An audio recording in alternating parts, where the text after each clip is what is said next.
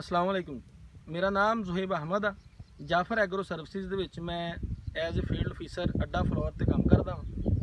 ਮੈਂ ਆਪਣੇ ਇੱਕ ਤਰੱਕੀ ਪਸੰਦ ਭਾਈ ਫਾਰਮਰ ਦੇ ਕੋਲ ਆਇਆ ਹਾਂ। ਉਹਨਾਂ ਨੇ ਨਿਊਟਰਾਫੁੱਲ ਖਾਦ ਇਸਤੇਮਾਲ ਕੀਤੀ ਸੀ। ਉਹਨਾਂ ਦੇ ਵਿਊਜ਼ ਲੈਣੇ ਆ ਕਿ ਕੀ ਉਹਨਾਂ ਨੇ ਕੀ ਇਹਦੇ ਵਿੱਚ ਬਿਹਤਰ ਪਾਇਆ ਕੀ ਨਹੀਂ। ਜੀ ਭਾਈ ਅਦਨਾਨ ਭਾਈ ਆ ਜਾਓ। अस्सलाम वालेकुम जी। मैं गंदम ਦੇ ਖਾਦ ਇਸਤੇਮਾਲ ਕੀਤੀ ਸੀ ਨਿਊਟਰਾਫੁੱਲ। ਇਹਦਾ ਦੂਸਰੀ ਖਾਦ ਨਾਲੋਂ ਤੇ ਇਸ ਖਾਦ ਦੀ ਆਪਣਾ ਬੜਾ ਫਰਕ ਵਾ ਆਮ ਸਾਦਾ ਖਾਦ ਨਾਲ। ਆਮ ਸਾਦਾ ਖਾਦ ਨਾਲੋਂ ਇਹਦਾ ਸਾਡਾ ਅਸੀਂ ਕਣਕ ਕੱਢੀ ਆ ਤੇ 5 ਤੋਂ 6 ਮਣ ਦਾ ਇਹਦਾ ਫਰਕ ਪਿਆ।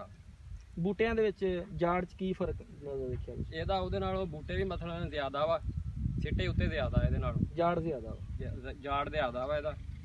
ਤੇ ਇਸ ਕਰਕੇ ਮੈਂ ਇਹ ਮਸ਼ਵਰਾ ਦਊਂਗਾ ਦੂਸਰੇ ਜ਼ਿਮੀਂਦਾਰਾਂ ਨੂੰ ਵੀ ਨਿਊਟਰਾਫੁੱਲ ਖਾਦ ਜਿਹੜੀ ਇਸਤੇਮਾਲ ਕਰੋ, ਇਹ ਉਹਦੇ ਨਾਲੋਂ ਜ਼ਿਆਦਾ ਚੰਗੀ। ਜ਼ਿਆਦਾ ਅੱਛੀ।